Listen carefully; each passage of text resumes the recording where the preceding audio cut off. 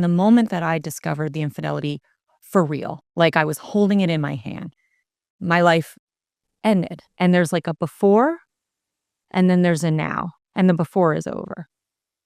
And it's terrifying and traumatizing.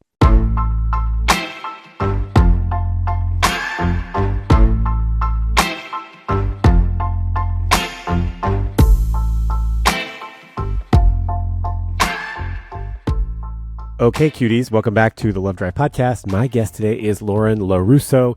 She's a licensed therapist, the author of a brand new book called Beyond Infidelity, and someone who knows this topic from both sides of the couch.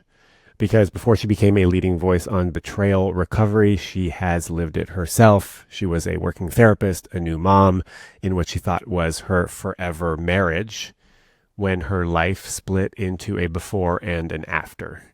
So here is what we covered in today's episode: why infidelity is a trauma, not just a relationship issue, how being gaslit by someone you love makes you stop trusting yourself, the cultural myths we still believe, like happy people don't cheat, and if it were me, I'd lead immediately, learning to live with the absence of closure, self-soothing as the through line between affairs, addiction, and recovery, emotional maturity, and how to hold I love you and I'm devastated by what you did at the same time, and the steak dinner moment that changed how Lauren saw herself. If you've been betrayed, if you've been the one who betrayed, or if you're somewhere in the messy middle right now, this one is for you. My name is Sean Galanos, and this is The Love Drive. Well, I'm Lauren LaRusso, and I was a therapist for a number of years, new mom, married, thought it was the forever marriage, as most people do when they get married. And my marriage slowly stopped making sense, is the best way that I can describe it. You're dialed into your spouse, you know them, you know their patterns, you know the way they behave, treat you, speak to you, all of those things. And things just started changing, and my antenna went up, and it turned out to be an affair. And ultimately, I went into triage mode, and I learned everything I could about infidelity, why it happens, how it happens, and what to do about it, just because understanding it intellectually felt like my only survival option at that point. I didn't know what to do about the rest of it, but I could learn about it. And ultimately, even though my marriage didn't survive the crisis, I ended up with a wealth of knowledge about infidelity, and I ended up using a tremendous amount of tools that I had to develop to get through that crisis, to improve myself, to improve my life. And ultimately, what I noticed is that I started to bring those into my work with clients, and their lives started to improve drastically. So it became the work that I do. What I had to get through myself ultimately became the work that I do. And now I brought it to a larger scale. Amazing. Yeah, I'm glad you're here. Welcome to the Love Drive podcast. Thank you. Thank you. And we'll talk about, what happened and the lessons you learned along the way and what has helped you and your clients, and maybe leave with a little bit of hope of like what it's like now. Yeah, perfect. Yeah. You mentioned that your spidey sense kind of tingled. It did. Can you share about like what that was like? And Yeah, it was really hard because I was also a new mom, but it almost doesn't matter because when you're in this situation, you have a baseline that you understand your life around. Most of us have like a baseline feeling, and that baseline starts to change and shift. And suddenly things are happening and you're experiencing things interpersonally and pattern-wise in your marriage, in your spouse, that weren't there before. And you may notice them, and you may notice them out loud. I did. And they are explained away. And when the person that you trust the most, your life partner, is looking you in the eye and explaining something to you, the thing that didn't make sense a minute ago, now you are asked to fit it into your understanding of things. And so over time, slowly, it's a consistent experience of things that don't belong, that are explained in a way that you negotiate with your own intuition to now incorporate them as the way things are. And so slowly and slowly, at least for me, I got farther and farther away from a marriage that felt grounded and connected and made sense in a life that made sense to suddenly accepting all of these different new parameters around patterns and behaviors and timing and things that were happening. And I was working and I was a mom. And so it's like you're just trying to get through, right? You're Yeah. just trying to get through life. But ultimately, the way that I explain it to clients is it's like, how do you know your partner's cheating? Well, you don't unless it's so explicit that it's clear. The best information you have is that baseline that you used to understand life as, and that baseline has shifted. Like, and you just have to really trust that intuition, which is not an easy thing to do. No, not when your partner, the love of your life, the person you've trusted forever, is basically gaslighting you into saying that what you think is happening isn't happening. That's right. And the longer that goes on, the less you trust yourself and the Yeah. more you actually rely on the partner who's lying to you. And that's a unique psychological phenomenon in these situations that create a psychological dependence on the very person that is not telling you the truth. So it becomes very deep and very complicated. And getting out of that was part of my journey into understanding all of the dynamics that I now help other people with. So it's a tremendous learning experience, but it's a really terrible one to have to go through. I don't wish it on anyone. Yeah, yeah. It's like the silver lining is like, well, you're gonna get to learn and about yourself and grow and sort of expand in ways you never thought you could or would. And no one needs to go through this experience. Right, I wouldn't always say I would never wish it on anyone, and I can't imagine who I would be if it hadn't happened. Yeah. So it's like a huge part of my work is like both things can be true at the same time. On the one hand, it breaks my heart that I had to go through that and that it changed my life the way that it did. And on the other hand, I can't imagine the life I would be living and who I would be in it if I hadn't. No one. It's like you don't want to stay with a cheater, right? I mean, well, a lot of people do, Mhm. but I guess what I meant to say is you don't want to stay with someone who's cheating on you behind your back and hasn't made any attempts to repair or to own what they've done or to transition to a different kind of relationship. No one wants to feel like they're being misled and betrayed consistently for a long period of time. It's a particular kind of hell to live in an extended situation where words and behaviors don't match. Yeah. I think you mentioned trauma. And I think a lot of people frame infidelity as sort of like, oh, it's a relationship issue, but you sort of framed it as like it's an ICU event, it's like it's a trauma event. Can you speak a little bit more about that? Yes, and I speak to this in my book explicitly for a really important reason, which is that it's not as widely understood as it needs to be that betrayal trauma is a trauma. And in fact, it's one of the most significant traumas that we can experience because it's a relational trauma. When the person closest to us, whom we trust, rely on for safety, security, and sanity, is the source of our harm, it creates a unique trauma system that happens inside of us physically, mentally, emotionally. And when, even as clinicians, we don't understand that, we run the risk of not recognizing what's going on with somebody. And when it comes to healing from betrayal, a lack of understanding that what you've experienced has had a traumatic effect on you leads to all kinds of other horrible things like you're just crazy, or you need to get on medication, or see, this is the reason why we can't work it out because you're this, that, and the other thing when it's a trauma response. And so you need to understand that what you're treating is trauma. And when you don't understand that, you can end up treating a whole bunch of other things like the relationship when you're not there yet. That's not an appropriate way to be handling the situation. And that happens all of the time. And I think really step one is understanding that you are experiencing and have just experienced a trauma. And then you can understand how to treat that part of it so that you can stabilize enough to deal with anything else in your life. Whether you decide to stay in this relationship or if there's repair or if there's rupture, do you still need to regulate and you need to stabilize so that you can show up for yourself and for the rest of your life?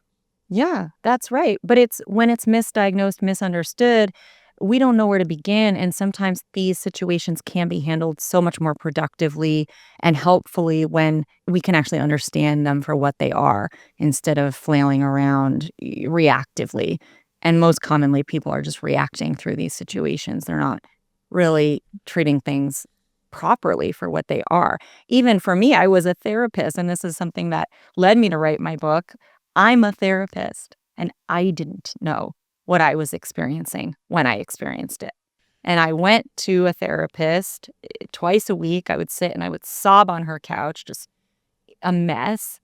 And I love her, but she said, it seems like you have some attachment issues. And I was like, what? Attachment? I was traumatized. She didn't say it. I didn't know it. And I had to figure that out for myself. And if I'm a therapist and that was my experience, I can only imagine what it's like for everybody else. I'm not surprised, though. I mean, we don't know what we don't know. We can't see what we can't see.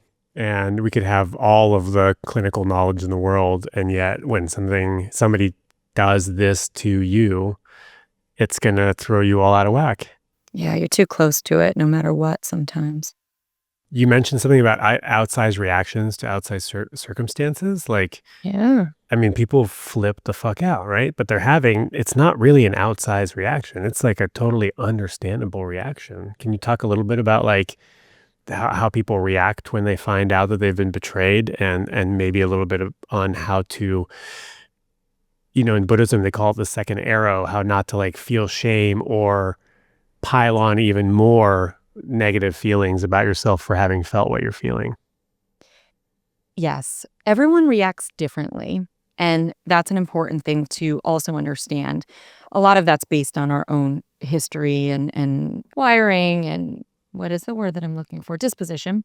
That being said, you're having a trauma reaction. No matter who you are, it's a very small amount of people who handle this with like a tremendous amount of grace and ease, depending on the situation. But when there's been a lot of betrayal and deception and deceit, and by the way, betrayal often it's more than just the affair or infidelity itself. It's often financial betrayal. It's a betrayal of time. Time and attention and connection is one of the most valuable resources that we have with our partner. And so just understanding that it's not just the infidelity. It's that sometimes our mutual money has been spent in ways that have helped destroy our life.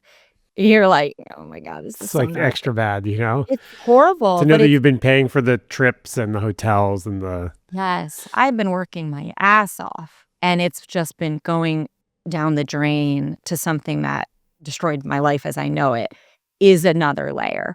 To know that your partner has been somewhere else when you thought they were here, they were there, and what they were doing was so traumatizing and destructive. to know that there was somebody in your bed.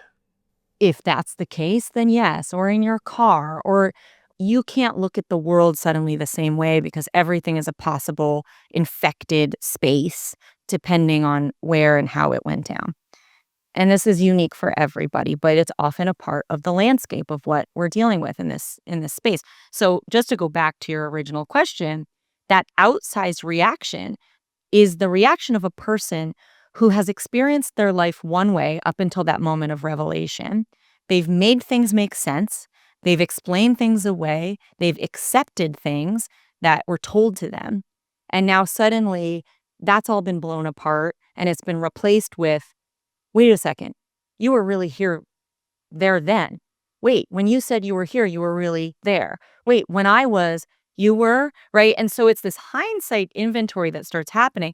And what happens inside of our body is a tremendous amount of energetic surplus around the realizations, around the understanding of what's really been happening, and around the parts of it that we'll never understand, that we'll never have access to, that only that person does, that are oftentimes just as bad or worse in our minds now because we now need to fill in all of the gaps ourselves. Yeah. So I always try to say to people who have been the betrayer, because I work a lot with people who are the unfaithful party, it is extremely hard to understand what it's like to be on the receiving end of that kind of deception. And their job is to have empathy and humility. And that's often what's lacking because there's so much defensiveness in response to seeing the intensity of the reaction. But the intensity of the reaction is a direct result of the intensity of the betrayal. Yeah. And it's completely appropriate. So you're not crazy. You're not imagining things. You're not unhinged.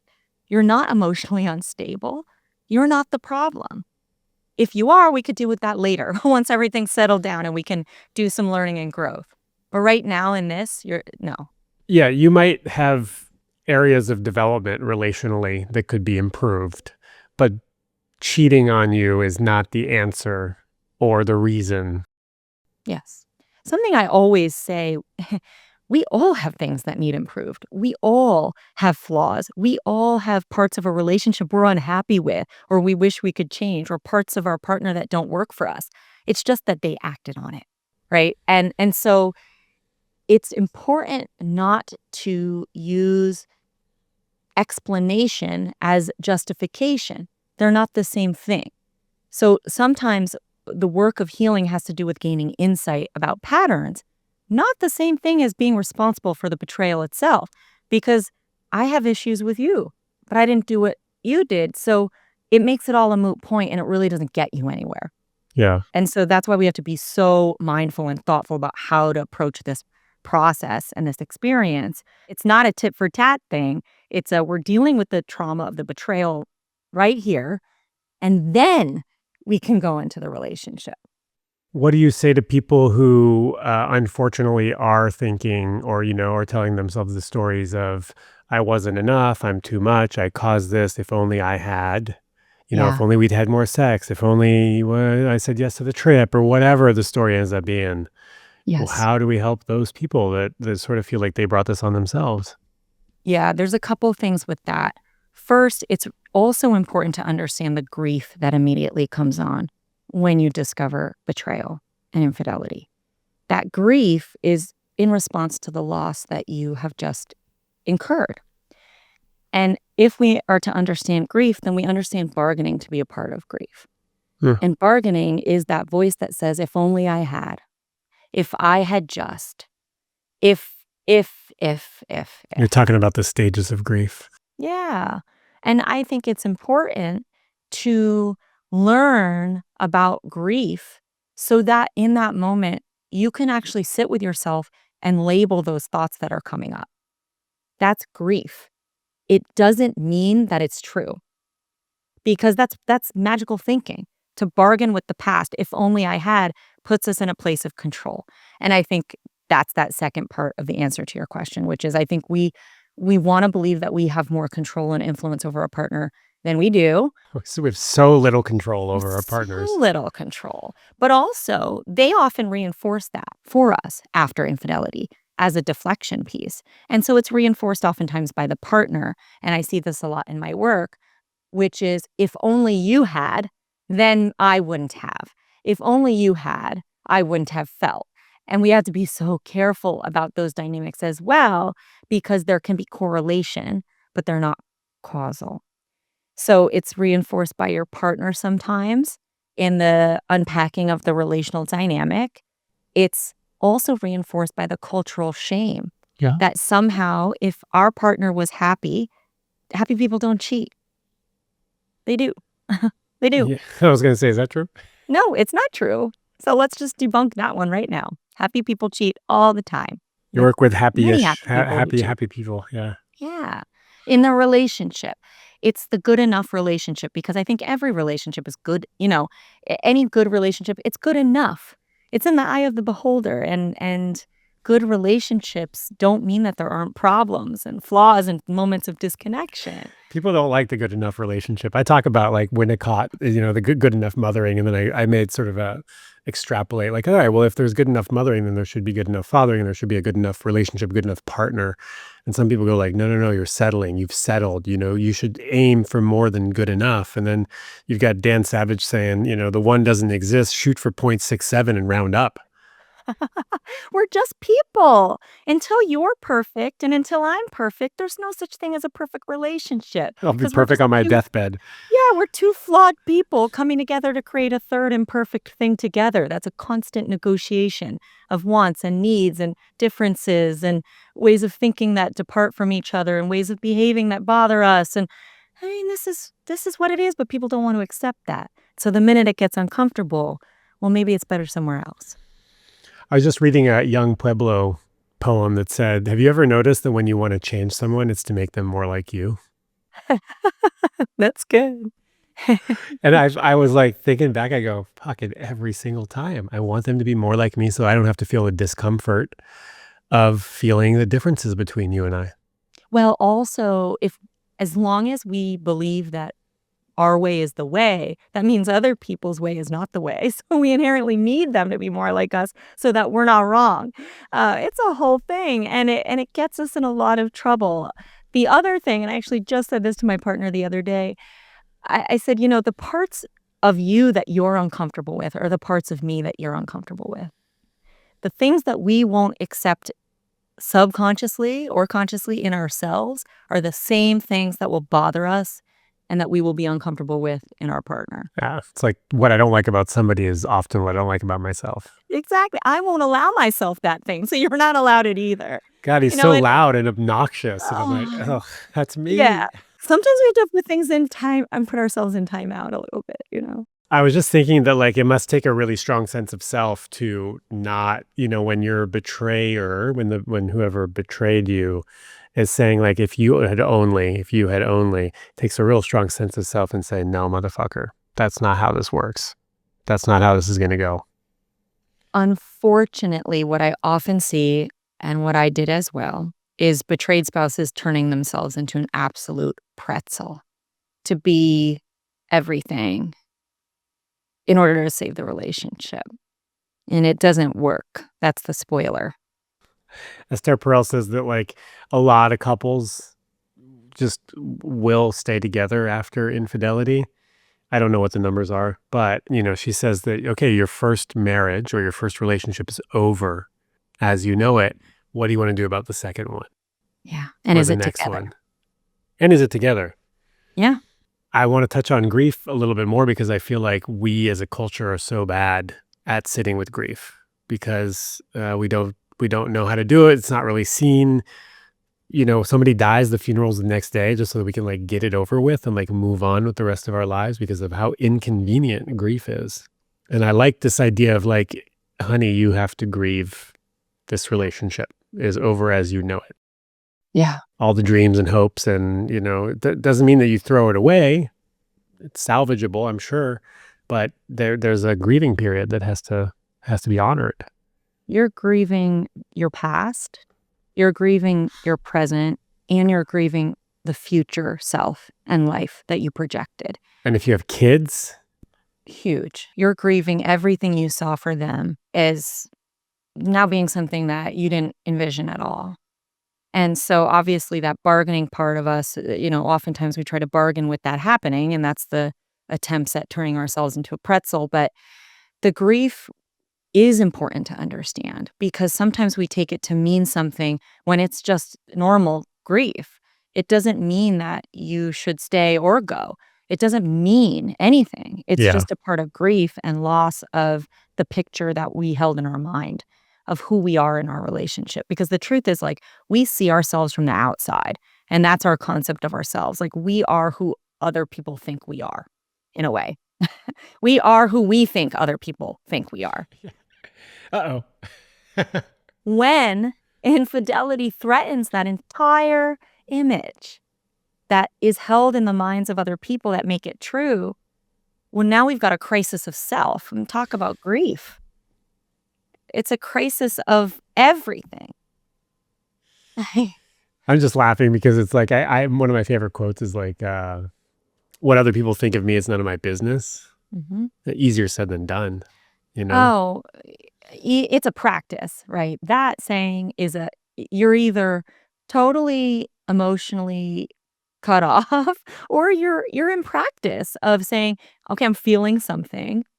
Where is that coming from? Where's the source? Oh, it's coming from, the outside. All right, like, let me try to re-regulate around that. But we are social beings.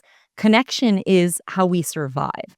So anything that threatens connection, including infidelity in our closest relationship and the entire life that we built around it, and the connection of the other people who are in that system, which is huge and interwoven, and nobody having an affair is thinking about this. They're not like, I wonder how my mother-in-law is going to react.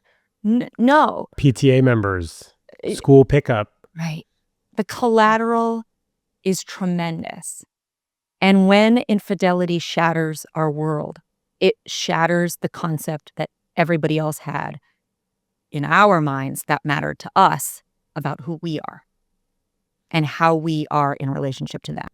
Yeah. So if you think you're having an outsized reaction, it's probably not that outsized when you realize just how impactful this is going to be.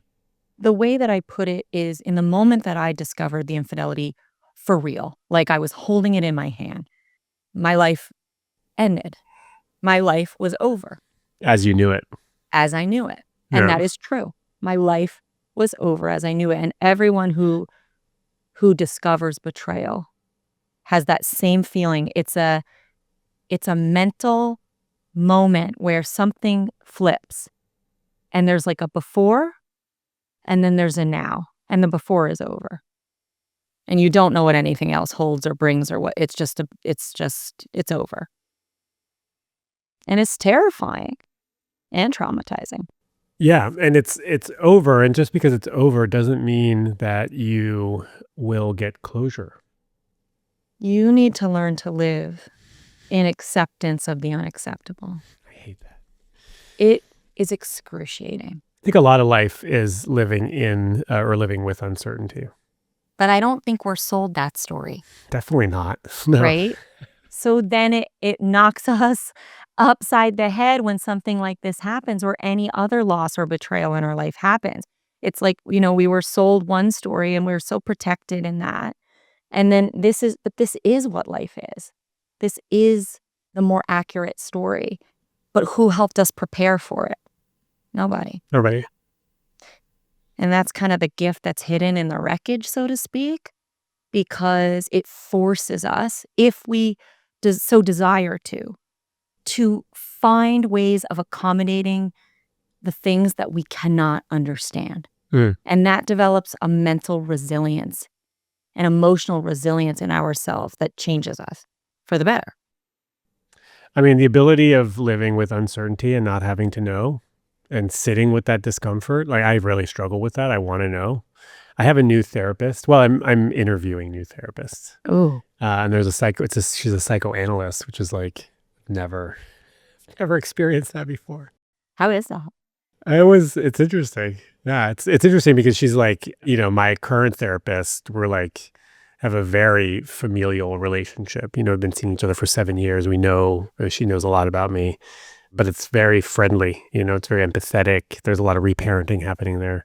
But this was like a complete departure. We're talking stoic, no emotion on her face. Some, appropriate.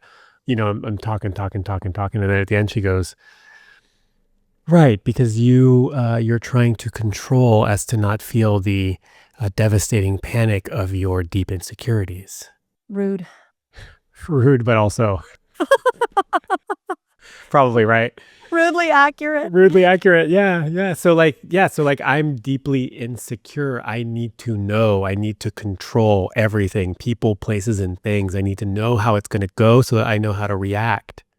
Yes. And that, for me, that was the thing that blew out of the water when my entire life fell apart, which is, I guess I don't have any control at all. And then I kind of, overcorrected, as sometimes we do. And it's like, big case of the fuck it's. Huge forget it. Nothing matters anyway, right? We overcorrect. Well, it doesn't matter. I tried so hard. I painstakingly did everything that I was supposed to do to stay safe and good and have the life that everyone told me I was supposed to have, and I was doing it. And now it's all gone. And I didn't have any choice in the matter. If only you could have known. If only I had been better. If you No. had been better, if you had looked at the signs, it was written on the wall. But yeah, it's the illusion of control. And like nobody is giving us this social, emotional education. I mean, maybe it's sprinkled in here and there. Maybe a parent mentions it. Maybe we witness something hard. Like, okay, but the real deep work that can only be done when something happens to you that forces you to confront the very things that you were trying so hard to control. It does make you have to embrace some different ways of thinking, acceptance, lack of ever knowing the truth about some things, living with uncertainty, being alone. I mean, there's a lot of fear systems that we spend a lot of time hedging against that we may find ourselves catapulted right into. Yeah, I think I fear a lot. And so, fear keeps me small. What would you do if you weren't afraid? I don't know. I probably would have been in more long-term relationships. They're scary. They're scary. Very confronting. They're scary, especially with an attachment wound that's, just now starting to really uncover more deeply that I didn't really know was there, or that maybe I knew it was there, but I wasn't ready or willing to look at it. What's nice about that, and again, infidelity or any kind of work that, you're doing the work by choice, but obviously there's some discomfort in the structure of your life that's making this meaningful for you to do. But something like infidelity or loss or any catastrophic event, it tends to catapult us very quickly into this space. The gift of that is that you're learning something that you can now perhaps do something with. So for you to sit here and say, like, there's an attachment wound that I didn't care to look at before, yeah, it's uncomfortable. But now instead of reacting to something that you can't see, that is like silently dictating your life and you just can't figure out why this always happens to me, now we can hold it in our hands and we can look at it. Yeah, we could give it lots of precious, tender love and care. Or just tell it to stop it. Yeah, shut the fuck up. No, we don't want to do that. But there is this mix, and I guess that's me. Like, there is a mix of like practical, tough love and like nurturing and healing and reparenting and self-correction. I remember getting so sick of myself after the betrayal. I was so sick of myself. It's like, just stop it. Stop it. It doesn't matter. Like, stop, but you can't force your feelings away. So it's kind of this ebb and flow where sometimes you might be hard on yourself. Like, you see what's going on. It's like, oh my God, you're making this so much harder for yourself than it has to be. And then on the flip side of that is like compassion, which is hugely important. Self-compassion for the very real parts of you that are afraid or resistant. Beautiful blend. Totally necessary. Totally necessary. Because I can spin myself up in a tizzy. I could start making up all these crazy stories about what's happening. And I can only imagine when you discover this betrayal, the mind is going to spin and spin and spin. And coming back to closure, like, you're going to want answers and you're going to want to go to your betrayer and say, you owe me fucking answers. And sometimes you're not going to get the fucking answers that you want or that you need. And you're going to have to give closure to yourself. You're going to, with a mix of compassion and like, hey, you know what? We're not going to get to learn about this. This one's going to be a mystery. And that's the whole snooping thing, right? Like the reason betrayed spouses snoop is that they're looking for the truth in the absence of it. And that gets weaponized against betrayed spouses and partners all of the time, which is, well, you're snooping. I don't have any privacy. They're going in search of the truth in the absence of the truth so that they also can offer themselves an amount of certainty that you're telling the truth with the hope of believing you ever again. So it's more complex than meets the eye, and oftentimes we're reacting to the surface level behaviors that go along with it. But your point about, it's an attachment rupture. And so whether it's your attachment rupture or wound that happened so long ago, or whether it's an attachment rupture as infidelity in a marriage or a committed relationship or a contract of a relationship, it's still an attachment wound that we will react to in the part of our brain that's responsible for trauma response. And if we don't deal with it, it's going to rule our relational life. A lot of work. If you should choose to do it, there's plenty of people who don't, and then there's some of us who we don't understand how you couldn't. Yeah. So everyone's different. Not everybody wants to do the work. I kind of feel like sometimes I'm so deep in the work and navel gazing, and it's like I'm like, oh, this is exhausting. Wouldn't it just be easier to be like ignorance is bliss, la di da di da, and like pretend like Yes. I haven't been cheated on, or pretend like I don't have an attachment wound, and just like go to Costco and like go to Little League and just kind of trudge on. Depends on what you're getting at Costco. There depends what I'm getting. Lots of Is it a kayak or is it bananas? yeah, no, it's bananas. It should be a kayak, right? I mean, that's a whole nother conversation. I can't get out of there without spending $1,000. But, it all comes back to control and safety. We can control our experience of Costco, but we can't control our partner.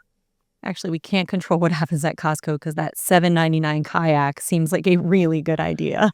There's a Shang Wang. Have you seen Shang Wang? Do you know him? He's a comedian. No. He's got a whole bit on Costco and how he's like, Costco's like a battle zone. You got to surrender to Costco. You don't control Costco. Costco controls you. They even keep the chickens all the way at the back because you have to get through the entire store to get to the chickens. Did you know that the chickens are a marketing? Oh yeah, they're loss leader. Yeah. They're there to get you in the door so that you can go and spend other stuff. But did you also know that they make most of their money, almost all of their money on memberships, not on any of the food items. So fascinating. Their margins are razor thin. Shang Wang also says, if I can't get a parking spot in 10 minutes, I leave. It was not meant to be today, Costco. I am not coming in you. I can't do that because I had to drive 15 minutes to get there. I'm committed. Okay, you're pot committed. And I guess, some people say, hey, you know what? My partner cheated on me, but I'm fucking committed. We went, we've got this. It's like the sunk cost fallacy. They go, well, I've already given 10 years to this person. So, what's another? Huge. And that's the part that most people don't anticipate happening. Also, there's a couple things. There are the people who drive to the Costco. And when they don't find a parking space, they leave. Those are the people who discover infidelity and they move out and it's over. Immediately. Change the locks, block you. You don't pass go. You go straight to jail. That is more rare than not. Of course. But it is somehow used as the gold standard for how we should all react. Truthfully, what happens is somebody sits there and goes, this happened, this person did this, but we have kids together. We have shared bank accounts. We own this home together. We are known as a couple. We have dinner plans with the Smiths tomorrow night. And we're going on vacation with, the other Smiths in 3 weeks. Cancel the dinner plans for sure. Like, oh, no, you're going. I'm not going. I'm not changing the locks, but I'm canceling dinner for sure. Okay. We got some things to hammer out. Boundaries. Yeah, some boundaries. Yeah, but it's true. You sit there and suddenly the inventory of your entire life is much more complex than the betrayal. And that's the paradox and the tug of war that gets very difficult, which is, am I giving up everything I know and have invested in and built? Whether that's sunk cost or it's a little bit of sunk cost, but it's also true. I mean, that's what creates your life is what it's made out of. How you understand your life is what your life is. And so it's the idea of giving all of that up because of someone's behaviors and choices that you didn't choose, or somehow leaving and into the unknown. Control, like fear hell. It's terrifying. Basically, like your whole world as you know it over and having to start over. Also, I think women are not in a good position, financially. A lot of them, not all of them, of course, to start over. No, and it's a structural issue with society and the way things are set up, and it really concerns me when I'm not a divorce lawyer, so I'm not going to get into this, but there's a lot of entitlement by the primary earner that they earned all of that. And there's a lot of invisible labor by the person who never got a paycheck, but kept that life afloat. Totally. And the negotiation of that is ugly and uneven. And the ability for the person with the career to recover financially is much stronger. Immeasurable. Yeah, it's huge. And so just to have empathy and compassion for the person who's like, okay, I've been raising kids for 15 years and now you did this. And so I have to give up my entire life, go out into where? It's not possible for everybody. I mean, I think we would like to believe that it is possible for everyone to leave. And I would like to believe that everyone can feel empowered and capable of leaving a relationship that isn't serving them, honoring them, good for them, healthy. But the truth is, it's much more complex than that. And those like binary rules that we have around like leaving immediately, they're not helpful because they're not realistic. And then people are left with shame about how they should have reacted and acted, but that they didn't. And now there's that secrecy. I can't tell anybody. I have to protect this because if my relationship survives, nobody can know that I stayed with somebody who did this. So there's so many layers of secrecy and shame that part of my work is to really call that out into the open and start to talk about the things that people aren't talking about, but so commonly experiencing. And it's very necessary because it's very isolating. Yeah. What's a suggestion there? What are we needing to talk about and to who? The realities of relationships, marriage, and life over the long term. These things do happen, and they happen with more frequency than anybody knows. And it doesn't make them okay, but it does make them something that many people do have to navigate and deal with. And when we don't know that that's the case, we feel very alone, very uniquely shamed, and very flawed. It must be us. I just did a podcast on like the prevalence of herpes. Mm-hmm. And again, something that's super common that people hold a ton of stigma and shame around. Totally. And that no one is talking about. I mean, some people are talking about it. And it makes such a huge difference to talk about it.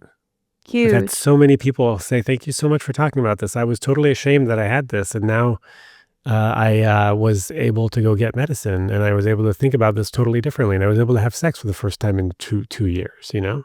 Think about how impactful that is. It's the way Brene Brown brought that to the forefront and said, shame thrives on secrecy. When we speak truth to shame, shame shrinks. It's interesting because, like, as the betrayed partner, you think that it's a reflection. The shame is saying that it's a reflection on you. You're bad. You must have done something wrong. If only you had. Your marriage is over. You have a bad marriage, whatever the narrative is. And it's never your partner cheated on you. That's terrible. They fucked up. They don't know how to, they weren't able to deal with whatever they needed to deal with. And I think we should talk about, like, why do people cheat? I have honestly no idea why they do it. Yeah, that's, and I think, to be fair, it does go both ways. It's the like, they're an asshole, kick them to the curb idea too. So that binary gets applied in both cases, that stigma Right. gets applied to Okay. both Sure. parties. You cheat, you're an asshole, you're always once a cheater, always a cheater. You are cast in a light that you have to live with for the rest of your life. That's a lot of work I do in that space as well. But You're maybe like, you deserve it. well, and that's that humility and self-acceptance that we have to step into. What happens when a good person does something bad that threatens to take over their entire self-concept? That's another podcast episode. But it's living with the complexities of human behavior and navigating through those with more nuance than most of us have available to us. Therapists love that. Therapists love that That's shit. why it's my full-time job. Therapists love that both and shit. The dialectics, But it does apply to both parties. It's like, you're an asshole, you're the victim, but also what did you do that they did that? So it's really messy.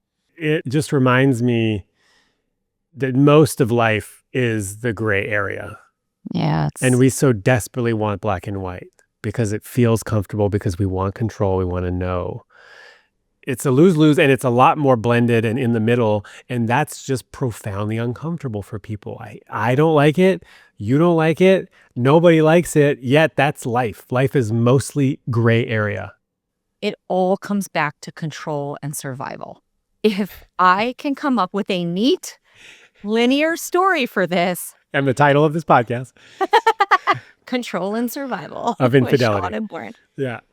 It's truly, that's the root of it. We don't want to live in uncertainty, because uncertainty means the lion could jump out from behind a bush and eat us. We need to know what happened, where you are, what's going to happen next, so that we can keep ourselves safe, we can survive. The reality is that most likely a tiger is not going to jump out of a bush and eat you, and you need to cultivate a little bit of trust. And it could happen. That's right. And when it does, if it does, you will be able to deal with it, and you'll deal with it at that moment. Yes, that's right.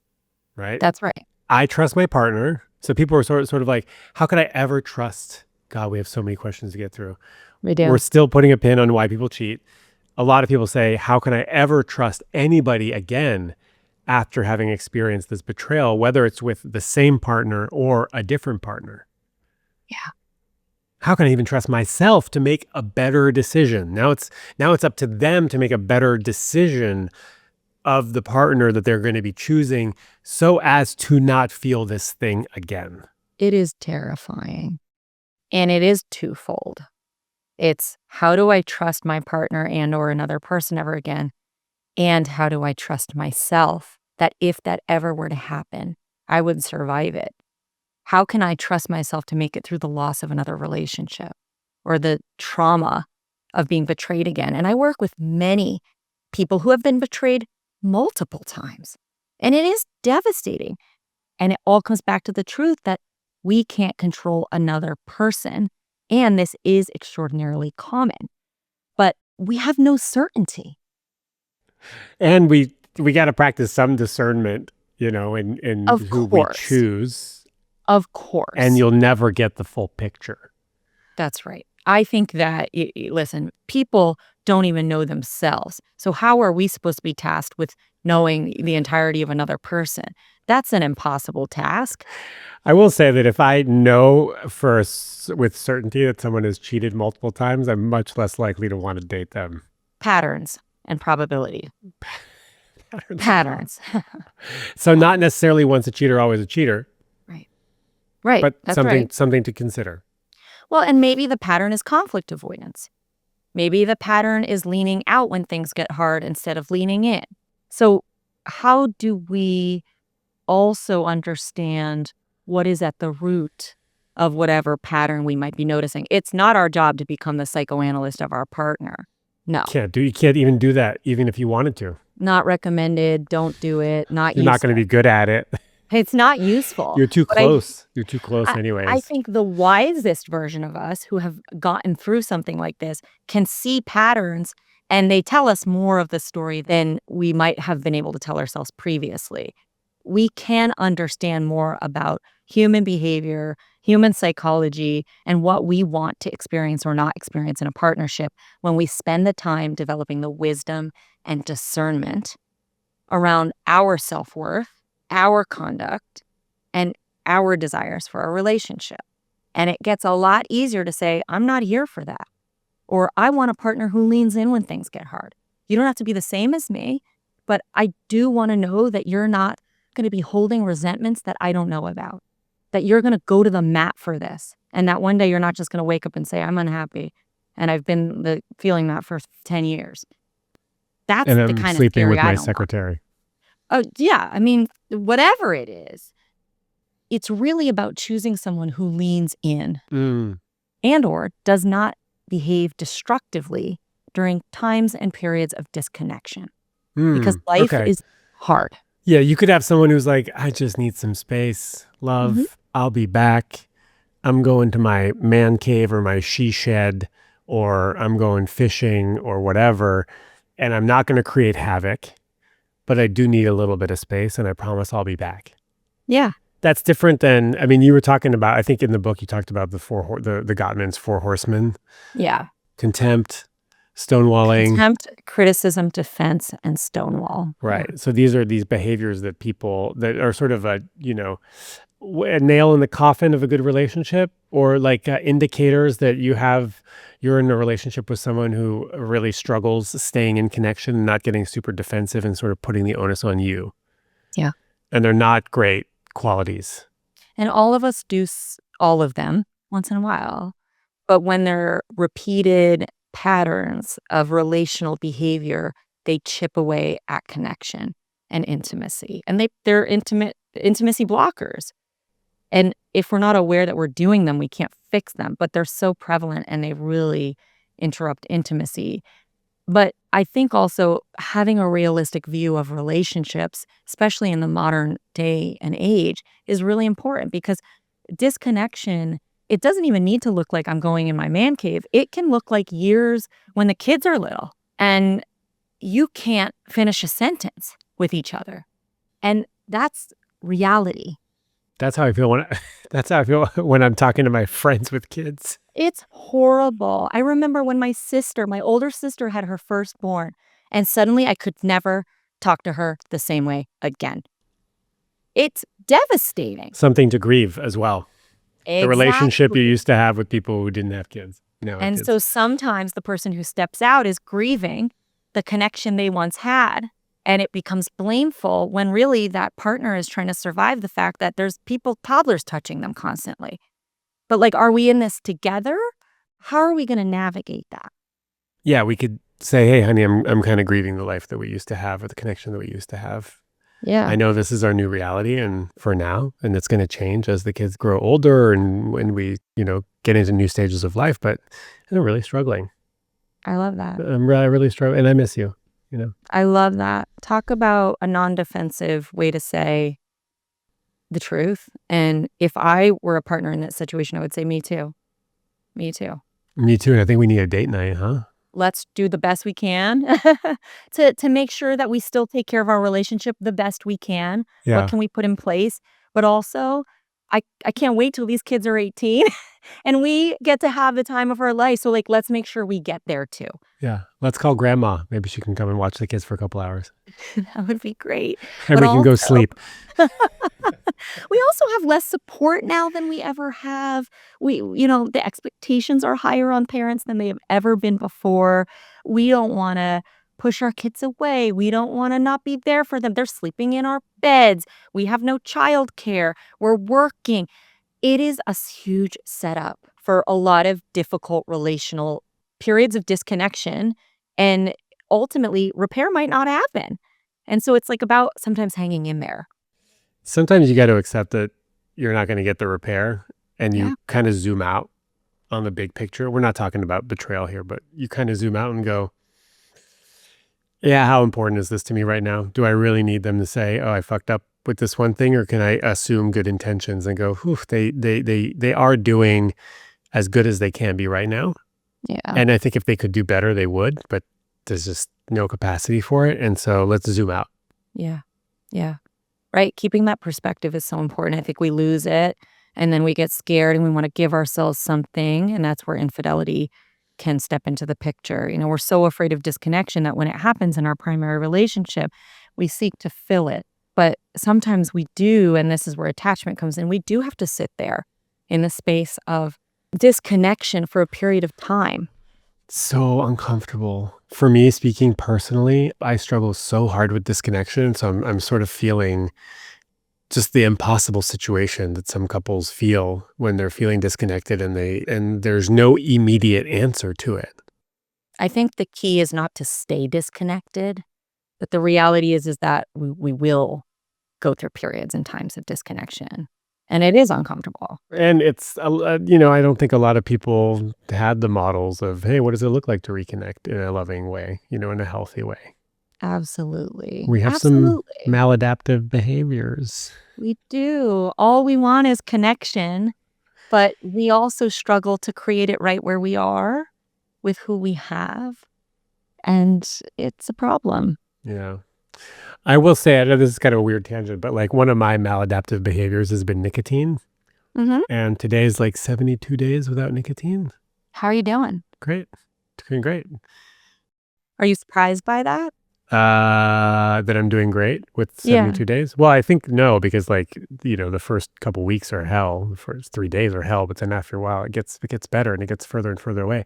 But I'm only bringing up this example because, in moments of disconnection, I will have wanted to soothe using all of the mechanisms that I Yes. have on my, at your disposal. my disposal. I was going to say disponibilité. I was going to say a word in French, at my disposal, when really, what I think I'm craving is connection with a human being, not with a substance, not with ice cream, not with, I think you bring up a great point, which is about soothing and self-soothing. One of the greatest gifts of being betrayed is learning to self-soothe and be with yourself in a way that you never would have otherwise. don't want to do And it. one of the biggest reasons that people step out of relationships is to soothe discomfort, disconnection, avoidance. And that soothing is a huge one. So I'm really glad you brought that up. And then also, you use nicotine, which was a perfect example. Affairs are very addicting.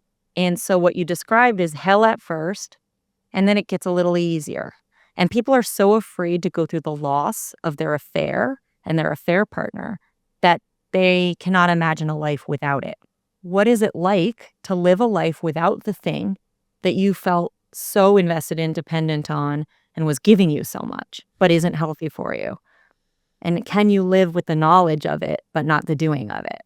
So hard, whether it's an affair partner or it's a can of fucking Zin, But how do you do that? I mean, I think I've never been I've been in recovery in different ways. And I think recovery is so important, like the steps and just the work that you can do in the recovery space. But in terms of like an addictive substance, that has never been something I've experienced. How do you reconcile, as someone who doesn't like the gray, how do you reconcile living in the knowledge of something, but the not doing of it? there's multiple ways of looking at it. One of them is that I am so powerless over this substance, and admitting that I am powerless over this substance. I mean, the 12 steps is a great example, right? I've been in 12-step recovery since I was 25 years old. I'm 43 now. And I'm just now back to going to meetings. I'm back in the city that I got sober in after 10 years of being gone, and I'm reconnecting with dudes that never left the program. Wow. And so it's like a multi-tiered approach of admitting that I am powerless over this thing, right? Whether it's the thrilling effects of an affair, right? The new relationship energy that I get from sleeping with this person, or any sort of substance, right? So admitting that there's a problem and then finding a solution that's bigger than me, right? Which is in AA is going to be spirituality or, a life force or something. And then asking for help and connecting with people who have recovered before me and said, here, this is what we did. We stay connected to the group. We stay in community. We stay in contact. We read certain things. Courage to change. The courage to change, the serenity prayer, all that stuff. All that. Yeah. So it's a multi-tiered sort of approach.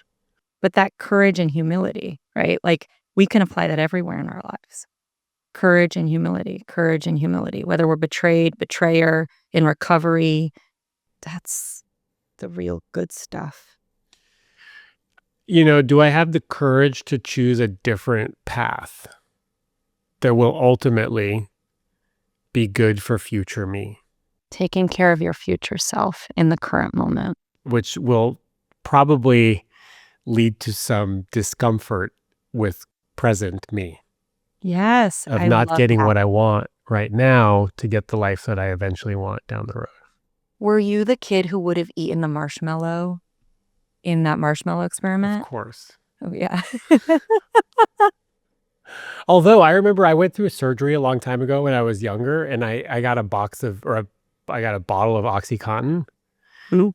And I was supposed to take 2 every whatever, and my mom was doling them out to me, and I would only take 1, and I would squirrel away the other one so that then I could crush them up and snort them all at once. Okay. Well, we need to talk about that. How old were you? 19? Okay. 19 or 20? Yeah. Wow. For me, drugs and alcohol were my answer to the discomfort of life. Yeah. And life is so uncomfy. It's so excruciating. So, okay, so that's why people cheat, because life is so Yeah. excruciatingly uncomfortable. And here is a solution. We're looking to feel something other than the thing that we are feeling, It makes me sad. whether that's escape or additive. A thrill Yeah. We're tired of ourselves. or validation. Am I still hot? All of it. All of it. I need Because that. I need a life lot of is that.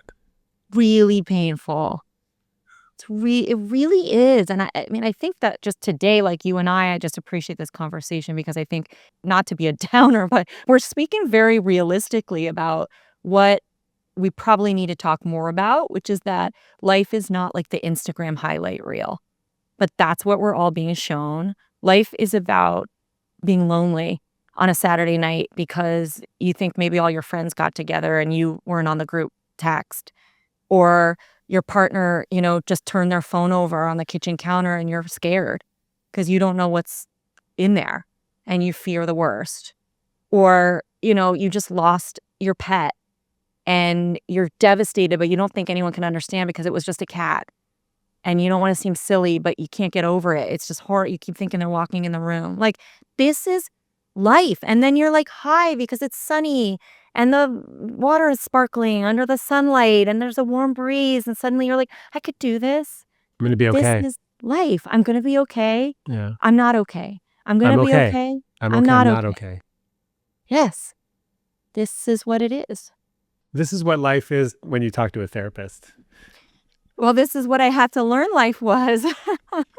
I love therapy. I mean, I've been in therapy for like 10 years. So like, I'm very like psychologically minded and therapeutically minded. And it's also how I feel. I feel like life is hard. I feel like it's a roller coaster of emotions, and sometimes harder than sometimes it's easier.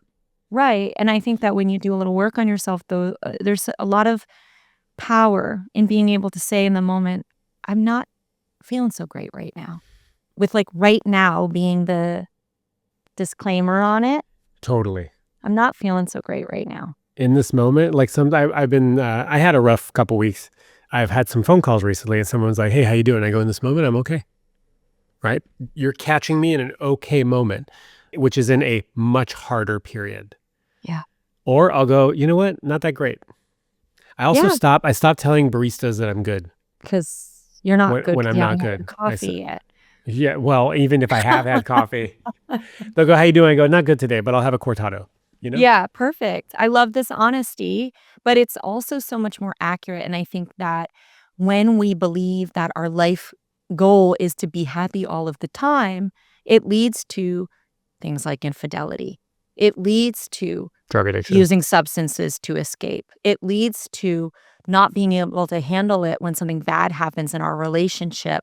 And it's a binary. You're either in or you're out because bad things don't happen to good people. Like, these are stories that do not serve us. Sometimes they do, like when we're in a relationship that really is not healthy and good for us. We need to learn our worth. We need to learn to respect ourselves enough to graduate to a new level. But in many ways, not making excuses for the inexcusable, life is extraordinarily painful and great and brutal. And we can't do it alone.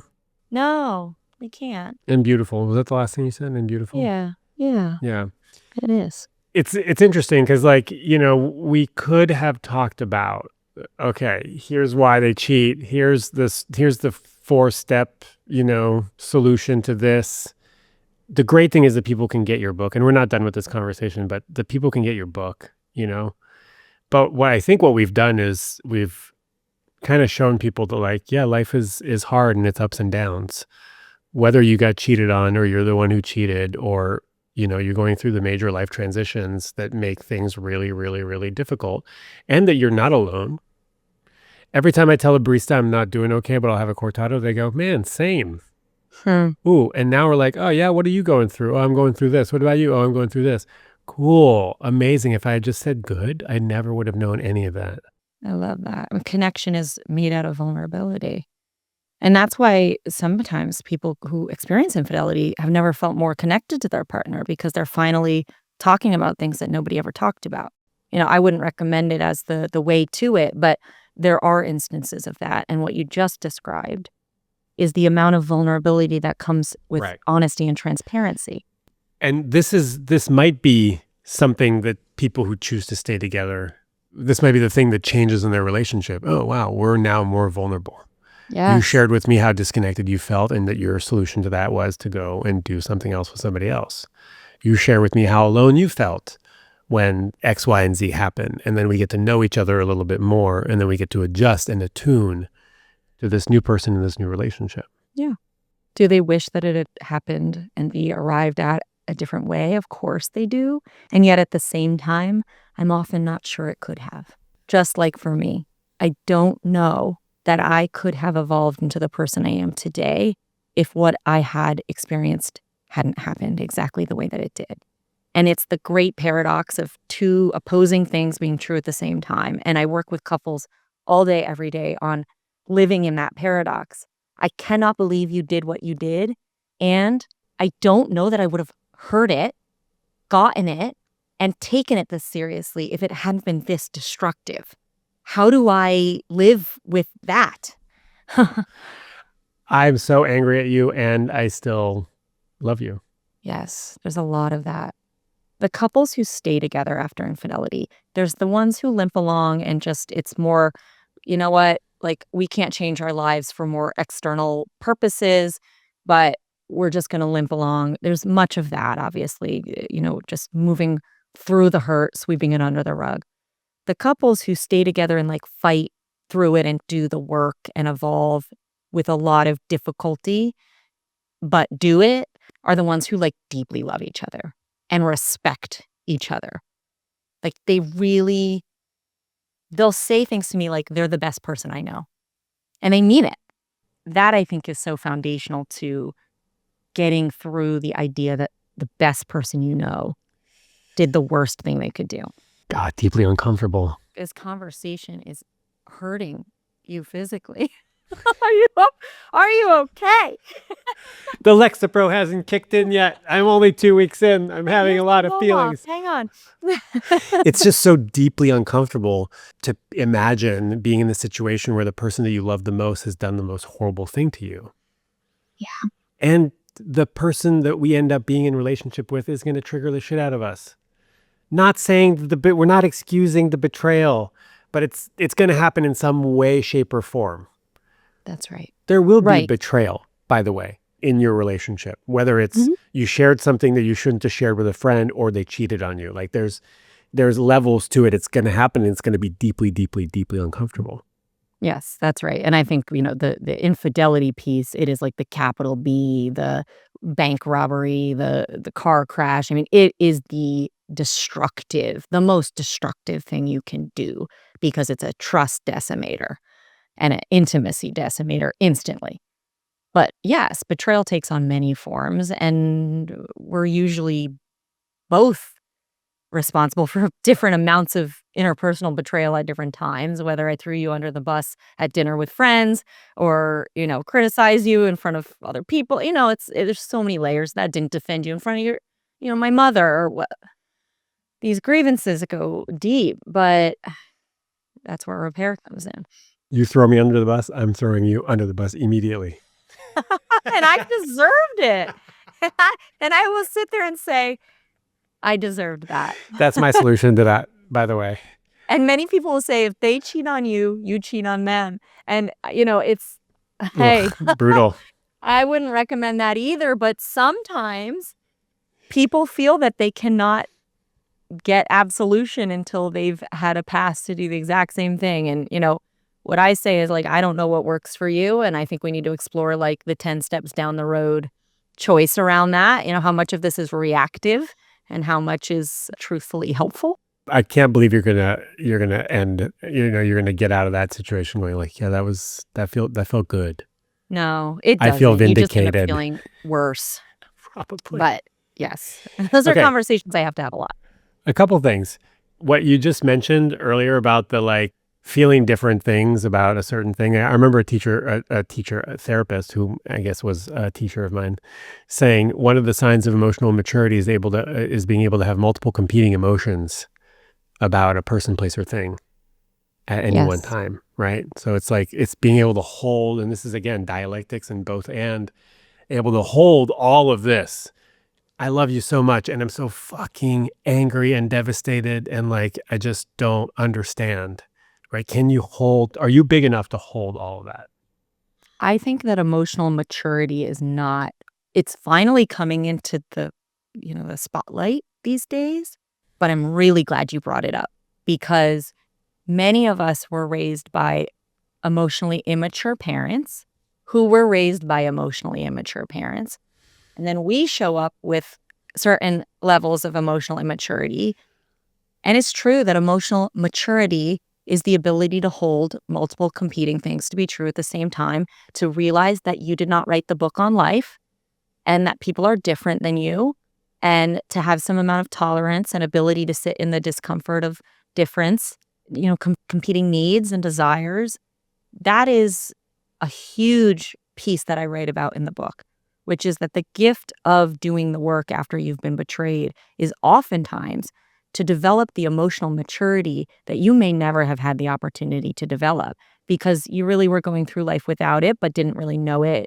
I thought I was very emotionally mature. I was a therapist. Like I've arrived. Girl, I know so many therapists that need help. Yes, yes, because we're just people too. And Exactly. that's often what brings us into this work.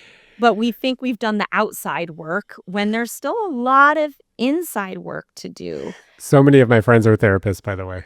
I'm sure they are because where else are you going to find people who can have these kinds of conversations with you? I love it.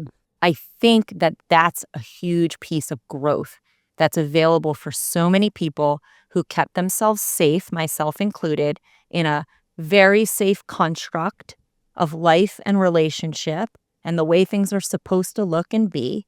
And then when that all gets blown out of the water and it's replaced with reality, which is that shit is gnarly, relationships are difficult, betrayal happens, all the things we've already talked about, it takes a tremendous amount of emotional maturity to respond to that in a way that keeps like that self-trust and self-wisdom at the forefront. Yeah. And I think that's really one of the greatest gifts is to develop more practical wisdom for life resilience than many of us had before. Amen. Right? Regardless of what happens with your partnership, this is a gift that you can have for the rest of your life. Yeah. As you were talking, I was like, emotional resilience, right? Like, this is what life requires, emotional resilience, or to be totally fucking numb. Those are you choose. Which one do you want? I'd rather live an emotionally rich life, and that's going to require emotional resilience. I would rather be in a relationship with radical honesty and hearing the hard thing that every piece of myself wants to scream against than not knowing it and keeping myself safe and insulated. But that's very confronting. And that's what's possible after something like this happens. It doesn't mean you can do it with that partner. Maybe that relationship isn't the one you can do it in, and the infidelity showed you that because you couldn't have the kind of personal responsibility and vulnerability and communication exchange that was necessary to actually figure out if repair was even possible. But maybe you get out and you do the work of being in relationship with yourself for the first time, of trusting yourself. What do I want? What's right for me right now? What's the next thing that I need? And giving that to yourself, like one moment at a time, builds that self-trust and that internal connection. And then you can be very rock solid inside of yourself so that when you meet the right person or the wrong person, you're going to feel it in your body and you're going to say, this might be close, but it's not quite it. Or, yeah, that person makes sense to the version of me that's evolved this far. Beautiful answer to how the fuck do I trust myself after this thing, right? Yeah, you make the best choice you can. People, I don't think, imagine, oh, wow, I'm going to be able to develop a new relationship with myself. I'm going to be able to get to know myself and love myself more after this thing. Like, you don't think about that as being like a byproduct of betrayal. No, but often many of us gave in our relationship in tremendous ways that then were used against us in the betrayal. And now we have the opportunity to give that all to ourselves. I write in my book about how I used to cook these elaborate dinners for my husband every single night. And he would come home to like a different ethnicity every night and a different like 3-part meal every night. But if I was alone, I would eat a bowl of cereal because he was the reason that it was worth doing all of that so that we could enjoy it together. What changed for me is that when I lost the relationship in an instant, even though he was still there, I had to ask myself, why don't you believe that you're worth cooking that for? I was confronted with the fact that I would give to somebody else, but not to myself. And in a way, his giving to himself through the infidelity, I saw all of the things that I had been martyring myself around. I can't go out. I can't do that. I can't go there. I can't spend on that. And I was withholding from myself while he was not. What a wake-up call. And suddenly I said, if I can't cook myself a steak dinner with potatoes and asparagus and a glass of wine, if I can't do that for myself, then I got some serious inner work to do. And it really started with that. Like the self-worth work that got me to where I am today started with cooking myself a filet mignon and a potato, my favorite meal, and sitting at the counter and lighting a candle and whining and dining myself. And he gets the cereal. He gets the cereal. If there was more for him on the stove, and I said there is not. No, but there's a box of cereal in the cupboard. Again, the things we're used to. I had been providing for so long, and suddenly, no, this is just for me. And, it was weird at first. It was. But if I don't love myself enough to treat myself that way, how can I be in relationship with anybody else who believes I'm worthy of that? I don't, because I'm setting expectations for how to treat me, which is like not good. Yeah. So it starts, my therapist was like, it's an inside job. And I was like, what does that even mean? Shut the fuck up. Yeah. Like, you're going to ask me where I feel it in my body now? And then like 6 months later, I was like, it's an inside job. A lot of it, most of it is an inside job. Yeah. It's an inside job. Okay. What didn't we cover that is in your book? We did touch on a lot that's in the book, the trauma, the grief, the emotional maturity, the relational piece. I think that we didn't really come to well, no, we did. We talked about what you can get out of it. The book ends with like joy, gratitude, appreciation. I think those are like the big core emotions that anchor our life. And we can certainly talk about that, but I don't know that we have to. So, basically all I'm saying is that everybody listening, if you're struggling with this, or someone who's struggling with this, get the freaking book. Yes. And go deeper on this. It's going to have a ton of exercises, I'm guessing. Oh, sure. Yes, it does. And if you've been the betrayer, I also recommend reading it. Because you finally have an ability to develop the empathy that you will not have access to otherwise. About what it's really like on the inside. That sounds helpful. It's not what most unfaithful people are running to do, but for those who do, and many do, and they come on, they meet with me, and they're like, it made a huge difference to read the book. Yeah, because I was avoiding that compassion. I was there upset. I mean, we could talk about this too. The reason it's so hard to get through infidelity is that the anger and pain of the betrayed is a mirror to the shame and guilt of the betrayer. And that makes moving forward extraordinarily difficult because the betrayer wants to turn away from the mirror to their guilt and shame, while the betrayed needs to feel closer in order to feel safe and validated and seen. Yeah. But because those are two opposing forces, it becomes extraordinarily hard to create a container for connection. Yeah. And that's why if you're betrayed and you read my book, the reason it was written was to become the aha that I didn't have. Because I had to crawl my way through on my hands and knees to discover every last step that ended up in this book that evolved me to who I am today after infidelity. And I put it all in there from the moment of revelation to the moment you're on the other side going, okay, I'm living with this now, but it's a part of my life. It's not all of my life. It's a part of what happened to me. It didn't determine who I am. And now you've created a beautiful life that reflects who you are, but you have to do the work to get there, and this book will guide you through.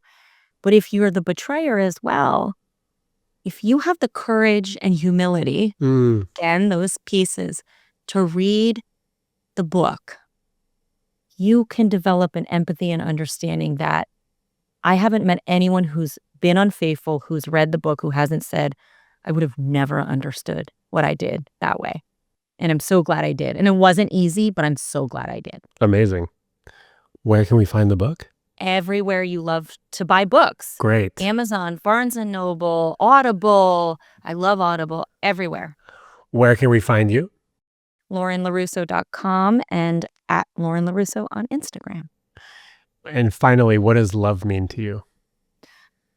Love means allowing someone to be fully who they are and not trying to change them, but also believing in their highest and best version. I like that. And helping them become that. Thank you so much for your time and your wisdom. Thank you. This was amazing. That was Lauren LaRusso. Her book, Beyond Infidelity, is out now, and you can buy it wherever you buy books. Thank you so much for listening. Please leave a comment if you're listening on Spotify or YouTube. I love the commentary. I love the feedback. I think it's really important for us to be able to continue this conversation off of the podcast app.